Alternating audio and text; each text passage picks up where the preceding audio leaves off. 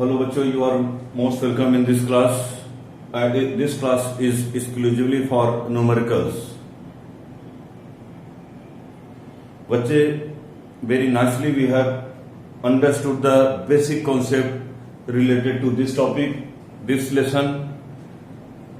The concept of inertia, Newton's laws of motion in two different forms, Newton's third law and illustrations based upon it, and also very nicely we discussed in last video that is principle of conservation of energy. इतना बच्चे हम लोग पढ़ लिए हैं. अब बात है न्यूमेरिकल्स की और आपने जो कॉन्सेप्ट लर्न किए हैं उनके एप्लीकेशंस की. बच्चे लोग एक बात मैं स्पष्ट बता देना चाहता हूं एज ए फिजिक्स टीचर कि न्यूमेरिकल्स कभी भी फिजिक्स के 1947 में या इक्वल टू एमए पर न्यूमेरिकल बना करते थे.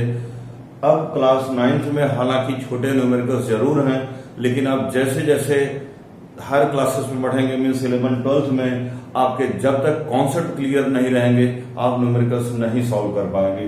तो इसलिए बच्चे before solving numerical you must go through basic concepts and formula fundamentals involve in the lesson. तो ये मेरा force and laws of motion पर न्यूमेरिकल्स हैं. न्यूमेरिकल्स के बच्चे तो डिफरेंट बुक्स में बहुत से न्यूमेरिकल्स होते हैं, कितने को न्यूमेरिकल सॉल्व किया जाए सबके वीडियोस बनाना इम्पॉसिबल है. तो मैंने सबसे most authentic book, most accepted book NCERT के बच्चे सारे बोर्ड, चाहे सीबीएसई बोर्ड तो है ही और जितने स्टेट्स बोर्ड होते हैं सब मोटा मोटी एनसीईआरटी को ही फॉलो कर रहे हैं. तो चलिए इस पर बेस्ड हम लोग न्यूमेरिकल्स करते हैं. इस लेसन के जो न्यूमेरिकल्स हैं तो एनसीईआरटी के पेज नंबर 128 का क्वेश्चन नंबर 5, ये क्वेश्चन नंबर 5 और 6 बहुत टफ क्वेश्चन नहीं है, लेकिन आप लर्नर्स हो तो आपके लिए तो जरूर थोड़ा बहुत टफ होगा. तो चलिए मैं क्वेश्चन पढ़ता हूं. A truck starts from rest and rolls down a hill with constant acceleration. एक ट्रक है ना, एक हिल पर क्या कर रहा है, नीचे आ रहा है. It travels a distance of 400 metre in 20 second. ये ट्रक जो है 20 सेकंड में 400 मीटर चलता है. फाइंड एक्सेलरेशन कितना होगा and force on it if it's mass is 7 tons. तो आप बच्चे 1 टन इक्वल टू जानते हैं 1000 kg. तो और हम लोग इसमें बेसिक फार्मूला पढ़े हैं F equal to M A का. मास इज हियर 7 टन, इसको केजी में बदल लेंगे. एक्सेलरेशन बच्चे हमको एक्सेलरेशन निकालने की जरूरत, और एक्सेलरेशन आपको पूछ भी रहा है.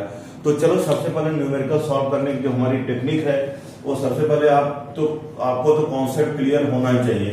तो इन सब के बाद आप देखिए कौन कौन से नोन टर्म्स हैं और उसमें कौन सा इक्वेशन हम फिट करें कि हमारे अननोन्स आ जाएं. तो जैसे मैं यहाँ क्या है, डिस्टेंस है 400 metre, this is given. Time बच्चे कितना है 20 सेकेंड, और स्टार्ट्स फ्रॉम रेस्ट से स्टार्ट करा. यू कितना हो गया 0, initial velocity will be 0. Acceleration पूछ रहा है. तो आप देखिए कि इसमें कौन सा रिलेशन है जो इन सबको कनेक्ट कर सकता है. Definitely s equal to u t plus half a t square.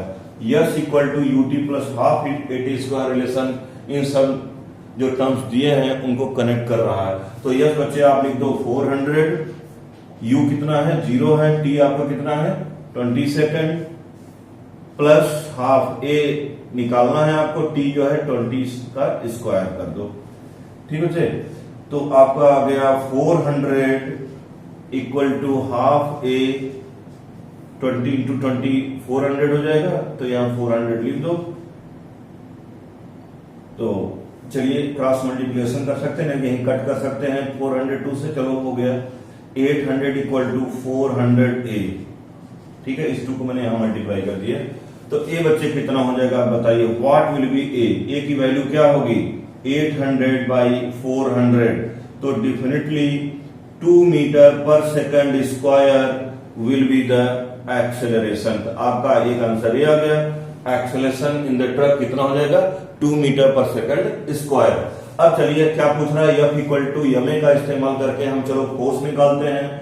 तो since F equal to M A we all know, and what is mass 7 ton, तो 7 मास हो के इसको केजी में 7 टन इंटू क्या 1000, ये बच्चे आपका क्या हो गया मास हो गया, एंड एक्सेलरेशन इज 2, तो यहां हो गया 7000 इंटू 2, आपका आंसर आ जाएगा 14,000 KG Newton, sorry 14,000 Newton will be the force on truck. तो बच्चे इस प्रकार इसको हम लोग सॉल्व कर सकते हैं। तो यही आपको स्ट्रेटजी लगानी है कि कौन कौन से टर्म्स दिए हैं और उससे कौन सा रिलेशन कनेक्ट होता है, और इस प्रकार हम लोग क्वेश्चन को सॉल्व कर सकते हैं। चलिए now see next question, a stone of 1 kg thrown with a velocity of 20 metre per second across the frozen surface, frozen surface of lake, suppose ये फ्रोजन सरफेस ऑफ लेक है, तो बच्चे एक स्टोन को, suppose you have a piece of stone, ये stone का एक पीस है,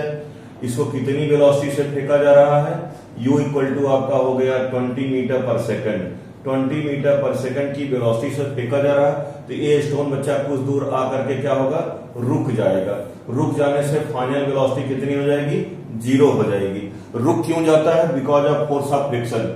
तो कह रहा है स्टोन ऑफ 1 kg, स्टोन का मास कितना बच्चे 1 kg है, और कितने वेलोसिटी से फेंकी जा रही है 20 मीटर पर सेकंड की वेलोसिटी से फेंकी जा रही है, कहां on across the frozen surface of a lake and comes to rest after travelling distance of 50 metre.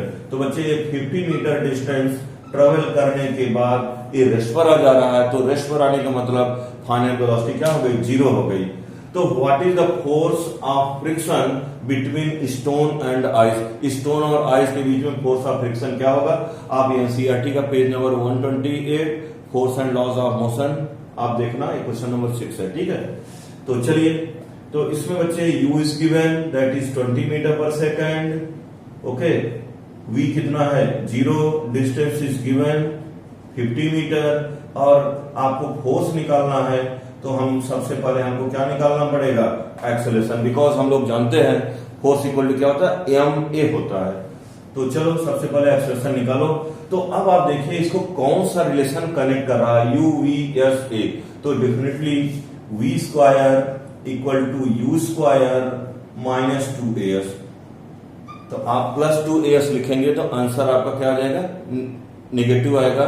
तो वो भी मेथड सही है कि आप इसको प्लस 2s लिखो, a आपका नेगेटिव आएगा, negative means negative acceleration means retardation. तो मैं पहले से मान ले रहा हूं कि रिटार्डेशन है, ठीक है, इसलिए मैंने यहाँ नेगेटिव पहले से लिख दिया।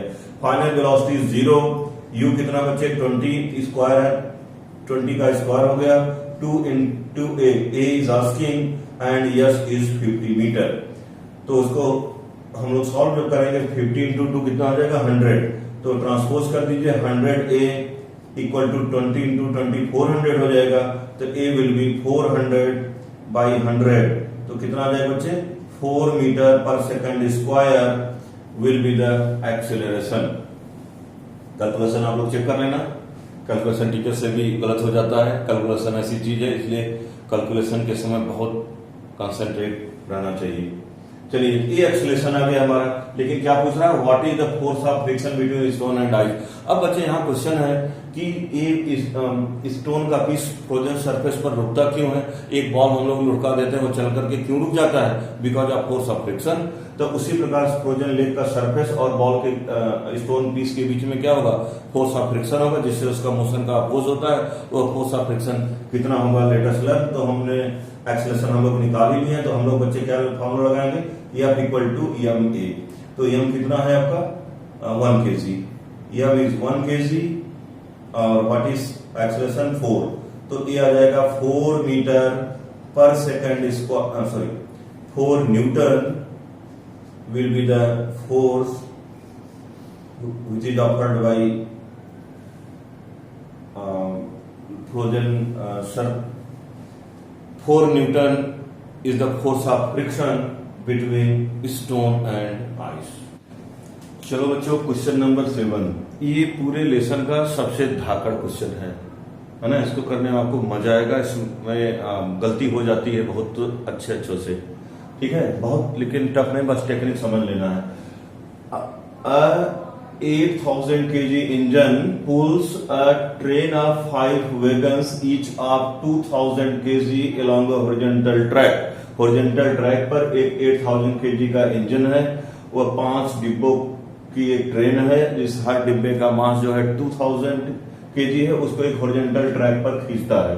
और वह इंजन बच्चे कितना फोर्स लगाता है? If the engine exert force of 40,000 Newton and tracks offer frictional force of 5000 Newton, calculate the net accelerating force. भैया 40,000 उधर लग रहा है, 5,000 अपोजिट डायरेक्शन में, you all know force of friction motion के अपोजिट लगता है।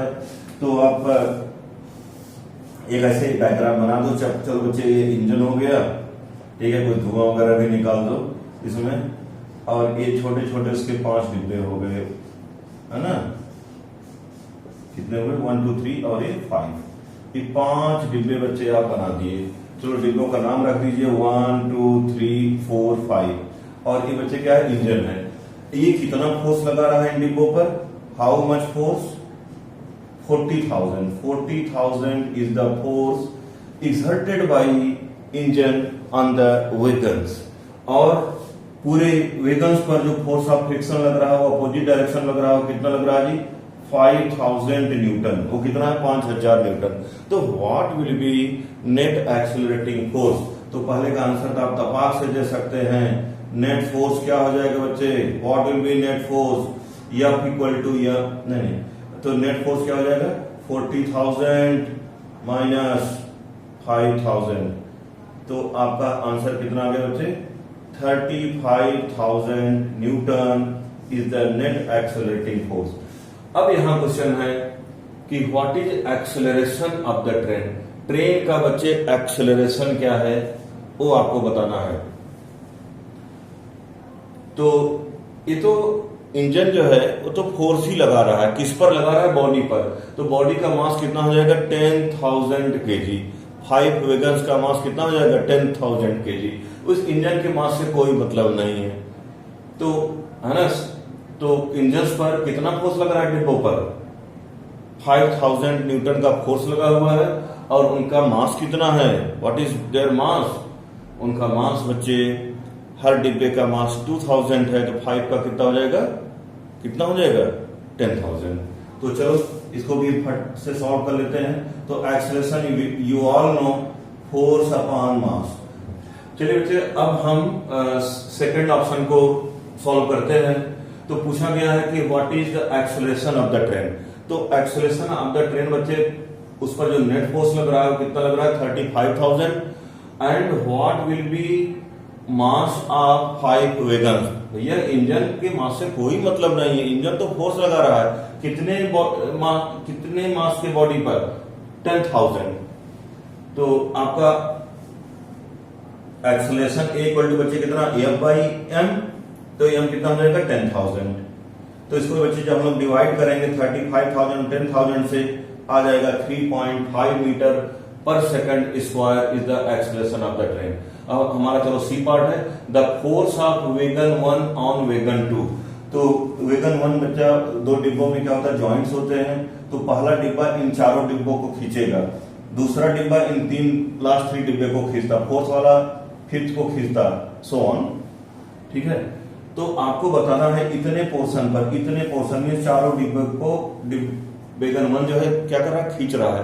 तो आप स्वाभाविक से है कि जितना चारों डिब्बे वेगन 1 पर फोर्स लगाएंगे, वेगन 1 इन चारों डिब्बों पर फोर्स लगाएगा। तो इसलिए मैंने इसमें फोर्स की डायरेक्शन टी इधर दिखा दिया है। तो what will be net force on, है ना, on 4 wagons exerted by wagon 1। तो T equal to M A या F equal to M A आप लिख लो। तो एम कितना हो जाएगा? 4 डिब्बे का मास कितना हो जाएगा भैया? एक डिब्बे का मास 2000 केजी है, तो 4 डिब्बे का मास क्या हो जाएगा? 8000। F equal to M A कितना है? 3.5। तो इसको भैया जब हम इंटू करेंगे कितना आ जाएगा? 28,000 newton. 28,000 will be the force of wagon 1 on wagon 2। हम समझते हैं कि इसको आप अच्छे ढंग से समझ गए होंगे। ठीक है। तो अभी आपसे पूछा वेगन 2 वेगन 1 पर कितना फोर्स लगेगा? एट पर न्यूटन थर्ड ला इक्वल अपोजिट, वो भी 28,000 न्यूटन लगाएगा। लेकिन अभी आपसे पूछा जाए वेगन, अब मैं एक्स्ट्रा बता दे रहा हूं, वेगन 2 के द्वारा वेगन 3 पर कितना फोर्स लगाएगा, तो आप इस 3 डिब्बे का मास लेंगे, क्योंकि ये वेगन 2 जो इन तीनों डिब्बों को खींच रहा है, इक्वल टू में कर देंगे। वेगन 3 के द्वारा वेगन 4 पर कितना फोर्स लगाया जा रहा है, इन दोनों डिब्बों को खींच रहा है वेगन 3, तो 4 और 5 का मास मीन्स कितना 4000 kg, इक्वल टू में कर देना। वेगन 4 द्वारा वेगन 5 पर कितना फोर्स लगा रहा है, तो इक्वल टू क्या कर दोगे ma, क्योंकि वेगन 4 ओनली वेगन 5 को खींच रहा है, तो force on wagon 5 due wagon 4 will be equal to ma, कितना हो जाएगा 2000, a आपका 3.55। तो in this way we can solve this very important question. चलिए क्वेश्चन नंबर 11। अब क्वेश्चन नंबर मैंने 10 को 9, 8, 9, 10 को स्किप कर दिया। क्यों कर दिया है? 8, 9, 10 को स्किप करने के पीछे है कि बहुत सिंपल से क्वेश्चन है, उसको आप लर्न कर सकते हैं एक बार पढ़ करके, एक बार से होमवर्क भी समझ लो आसान क्वेश्चन का। फिर चलिए अब ये जो है थोड़ा सा हट करके है, ये है principle of conservation of energy पर बेस्ड। चलिए इसको सोल्यूशन करते हैं। ये क्वेश्चन जो है थोड़ा सा हट करके है, ये है principle of conservation of linear momentum पर बेस्ड है। देखिए, 2 objects each of mass 1.5 kg are moving in the same straight line but in opposite direction। तो भैया एक मास m जो है u वेलोसिटी से इधर और दूसरा m मास u वेलोसिटी से अपोजिट डायरेक्शन में चल रहा है, ठीक है। तो अब कह रहा है कि the velocity of each object is 2.5 metre per second, u 2.5 metre per second है, before collision during which they stick together. Collision के बाद बच्चे लोग क्या कर गए हैं, ऐसे मिल गए हैं। तो मास कितना हो जाएगा 2m। तो बोल रहा है कंबाइंड मास की वेलोसिटी क्या होगी। तो इसमें हम लोग आपको मैं बताया हूं, यदि कोई एक्सटर्नल फोर्स नहीं लग रहा होता है तो मोमेंटम क्या रहता है, कंजर्व होता है। तो P initial equal to P final, total initial momentum equal to total final momentum. P initial बच्चे कितना, 2 बॉडीज हैं, पहले बॉडी का क्या हो जाएगा mu, दूसरे बॉडी का माइनस mu। ध्यान देना इस बार, क्योंकि एक डायरेक्शन को आप पॉजिटिव, जो सपोज मैंने लेफ्ट टू राइट डायरेक्शन को क्या ले लिया पॉजिटिव, फर्स्ट बॉडी जिसे चल रही है उसको पॉजिटिव डायरेक्शन मान लो, तो इसका मोमेंटम mu होगा। ये जो सेकंड बॉडी है अपोजिट डायरेक्शन में चल रही है, तो इसका मोमेंटम स्वाभाविक से कितना होगा -mu। ये बच्चे 2 बॉडी एक डायरेक्शन में, सपोज एक बॉडी है, दूसरी बॉडी इसमें पीछे से कोलाइड करके स्टिक करती, तो दोनों के मोमेंटम को हम लोग क्या लेते हैं, पॉजिटिव लेते, इक्वल टू m कितना हो गया 2m इंटू क्या velocity. Let be the velocity of combined mass, जब दोनों स्टिक कर गए तब, तो ये बच्चे कितना आ गया 0 equal to 2mv, v equal to 0/2m, तो डेफिनेटली v कितना आ जाएगा 0। तो जो कंबाइंड मास होगा उसकी वेलोसिटी 0 होगी, मींस दोनों बॉल जैसे ही कोलाइड करेंगे तो क्या हो जाएगा बच्चे, वो स्टिक कर जाएंगे और वहीं रेस्ट पर आ जाएंगे। चलो बच्चों अनदर क्वेश्चन देखते हैं। This is question number 13। A hockey ball of mass 200 gram traveling at 10 meter per second is struck by a hockey stick so as to return it along its original path with a velocity of 5 meter per second. Find change in momentum। Change in momentum बच्चे कितना होगा ball का। देखो बहुत ही अच्छा question है। तो बच्चे सपोज बॉल की इनिशियल डायरेक्शन ऐसे है, let ball is moving from left to right, और इस डायरेक्शन को आप पॉजिटिव डायरेक्शन मान लो, इधर जो भी कुछ लेंगे पॉजिटिव, और इधर की डायरेक्शन ओबियस क्या होगी, नेगेटिव होगी। आप इसका उल्टा भी मान सकते हैं, आप मान लीजिए इधर पॉजिटिव और इधर नेगेटिव, कोई फर्क नहीं पड़ता है। तो चलो मैंने इस इधर की डायरेक्शन को, लेफ्ट टू राइट डायरेक्शन को पॉजिटिव ले लिया, राइट टू लेफ्ट को नेगेटिव ले लिया। तो बॉल जब प्लेयर के पास आई तो उसने हॉकी से इस पर स्ट्राइक किया, तो बॉल जो है 5 मीटर पर सेकंड की वेलोसिटी से क्या हुई, रिटर्न हुई। तो यू है, यहां भी ले लो, ठीक है। तो अब चलिए फटाफट हम लोग क्या कहें कि क्या पूछ रहा है इसमें, find the change in momentum of the ball. तो भैया change in momentum delta P क्या होता है, P final minus P initial. तो फाइनल किधर है, राइट टू लेफ्ट, तो वो कौन सी डायरेक्शन होगी, नेगेटिव की, क्योंकि आपने लेफ्ट टू राइट को पॉजिटिव डायरेक्शन माना, तो राइट टू लेफ्ट क्या होगी जी, नेगेटिव डायरेक्शन है। तो माइनस mv, पी फाइनल हो गया, माइनस ऑफ पी इनिशियल कितना होगा, left to right positive momentum होगा, प्लस एम यू। ठीक है, चलो एम की वैल्यू रख दो, माइनस एम कितना 200 ग्राम है, 0.2 kg। वी कितना भैया 5 मीटर पर सेकंड की वेलोसिटी से लौटता है, तो 0.2 इंटू 5 माइनस के बाद एम कितना है आपका 0.2, इनिशियल वेलोसिटी कितनी है 10, फटाफट इंटू कर लो, 0.2 इंटू 5 आ जाएगा कितना -1, माइनस 0 इंटू 2 कितना हो गया 10, माइनस कितना हो गया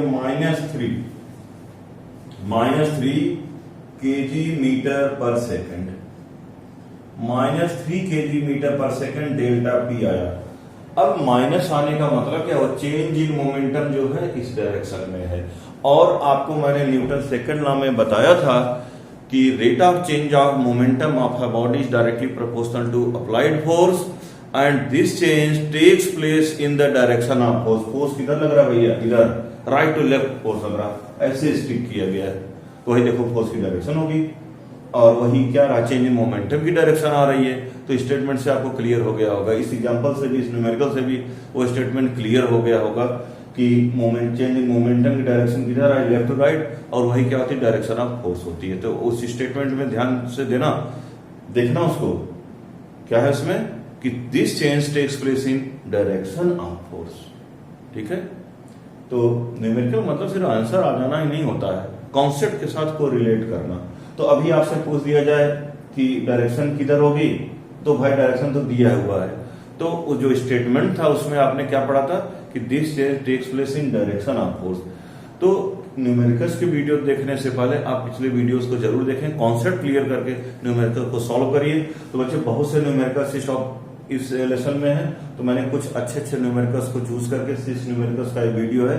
now last question, an object of mass 100 kg is accelerated from velocity of 5 metre per second to 8 metre per second in 6 second. इसका सोल्यूशन करेंगे, देख लो क्या क्या दिया हुआ है। u दिया है भैया 5 metre per second, final velocity कितनी है 8 मीटर पर सेकंड, टाइम कितना है 6 सेकंड, मास ऑफ बॉडी कितना 100 kg, कितना भैया दिया हुआ है। ठीक है, कह रहा है find initial and final momentum of the object and force on the object. अरे यार स्वाभाविक सी बात है, चलो इसको सॉल्व करिए। P इनिशियल कितना होगा m कितना है 100 kg, u कितना है 5, तो 500 kg metre per second is the initial momentum. बच्चा यूनिट का ध्यान देना, और न्यूमेरिकल्स देखो बहुत टफ नहीं है, ऐसा नहीं मैं बहुत बड़ा न्यूमेरिकल्स कर रहा हूं, लेकिन स्टैंडर्ड 9th के बच्चों के लिए एक काफी इंपॉर्टेंट डिस्कशन है। अब चलो फाइनल मोमेंटम की बात कर लें। P फाइनल कितना होगा mv, क्योंकि दोनों एक ही डायरेक्शन में चल रही थी उस ना, और यहाँ पॉजिटिव और निगेटिव वाला बात नहीं है, 5 मीटर की पर सेकंड की वेलोसिटी से उसी डायरेक्शन में फोर्स लगाया गया, तो दोनों एक ही डायरेक्शन में चल रहे हैं, इसलिए P इनिशियल की sign is positive, P final की भी साइन क्या होगी जी पॉजिटिव। तो P फाइनल होगा m कितना है 100 और v कितना है भैया 8, तो आ जाएगा 800 kg metre per second is the final momentum. अब आपको पूछ रहा है कि find force on the object, आपने F इक्वल टू क्या पढ़ा है delta P by delta T। तो what is delta P means change in momentum. Change in momentum बच्चे कितना आ जाएगा P final minus P initial upon time interval delta T।